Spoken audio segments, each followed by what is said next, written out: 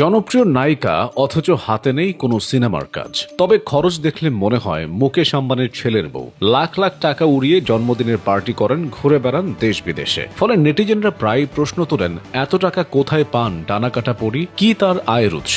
অনেকেই বলে বেড়ান ভাড়াটিয়ার ব্যবসা আছে পরিমণির, তিনি নাকি কি একটা ভাড়া দেন, আর সেটা ভাড়া নেন সব বিগ শটরা। এমনকি এই তালিকায় প্রথমেই নাম আছে বসুন্ধরা গ্রুপের মালিকের ছেলে সায়েম সুবহান আনভিরের। তার এক ডাকে দুবাই উড়ে গিয়েছিলেন ঢাকায় সিনেমার সুন্দরী, কাটিয়েছিলেন অন্তরঙ্গ মুহূর্ত। এরকম অনেক রুই কাতলার বিশেষ মুহূর্তের পার্টনার হয়েই নাকি দুহাতে কামান গ্ল্যামারাস নায়িকা। কথাগুলো আমাদের না, প্রবাসী সাংবাদিক নাজমুস সাকিবের। বেশ আগেই তিনি ফাঁস করেছেন পরিমণির ভাড়া ব্যবসার কথা। নাজমুস সাকিবের দাবি, শুধু আনভিরকেই খুশি করেননি পরিমণি, তাকে সন্তুষ্ট করতে গিয়ে আরো 3 জনকে একই সঙ্গে সন্তুষ্ট করেছেন এই নায়িকা। দুবাইয়ে আনভিরের নিজস্ব বোট রয়েছে, সেখানে মেতে উঠেছিলেন পরি। এদিকে বোট গরম করার পাশাপাশি বোনাস হিসেবে করছিলেন ফটোশুট। সেসব ছবি আবার ব্যবহার করেছিলেন সামাজিক যোগাযোগ মাধ্যম গরম করতে। তার মানে শুধু কইয়ের তেলে কই ভাজেননি তিনি, আরেক কই ধরতেও তেল ব্যবহার করেছেন। কই কি শুধু দু একটা? নায়িকার জালে নাকি ঝাঁকে ঝাঁকে কই উঠতে প্রস্তুত। নিন্দুকেরা বলে, সেসব কইয়ের তেলেই তো চলে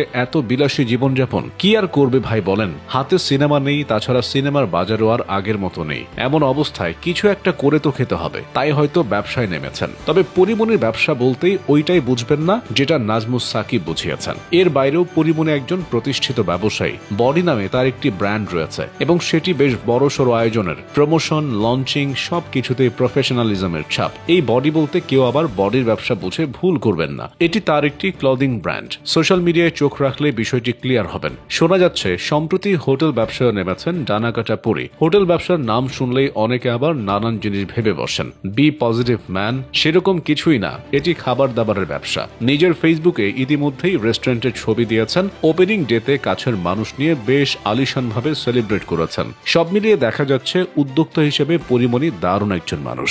সাদা কালো দুই দলে আছেন। এক কথায় বলা যায় সিনেমা নিয়ে ব্যস্ততা না থাকলেও ব্যবসা নিয়ে ভীষণ ব্যস্ত এই নায়িকা। নাজমুস সাকিবের কথা যদি সত্যি হয় তাহলে এরকম প্রশ্ন উঠতেই পারে, এত ব্যবসা কিভাবে সামলান পরিমণি? খাবারের ব্যবসা আবার বডির ব্যবসা। কথায় আছে রূপ যৌবন আর কয়দিন। হয়তো সে কারণেই রেস্টুরেন্ট ও কাপড়ের ব্যবসায় নেমেছেন জনপ্রিয় নায়িকা, যেন বাকি জীবন নিরাপদে কাটিয়ে দেওয়া যায়। অন্তত দুস্থ শিল্পী হিসেবে কোনো তালিকায় নাম না ওঠে, কেননা সিনেমা থেকে তার খুব একটা টাকা আসবে সেরকমও সম্ভাবনা আর নেই। এছাড়া প্রমোশন, বিজ্ঞাপন থেকে আর কতই বা আসে। তবে দিন শেষে আমার স্যালুট পরিমণির ঝুলিতেই যাবে, কেননা সেই অজপাড়া গা থেকে উঠে আসা একটি মেয়ে এই শহরে কত পথ পাড়ি দিল। কোথাও হাসি দিয়ে, কোথাও বা সাকলাইনের প্রেমিকা হয়ে পথ মসৃণ করলেন, আবার কোথাও বিনামূল্যে মদ্যপান করতে না পারায় মামলা করে দিলেন। কত না বিচিত্রতার জীবন। তবুও দিন শেষে পরিমণি যেন একাই 100, টিকে আছেন পরীর মতোই, 2 ডানায় 2 সন্তান নিয়ে।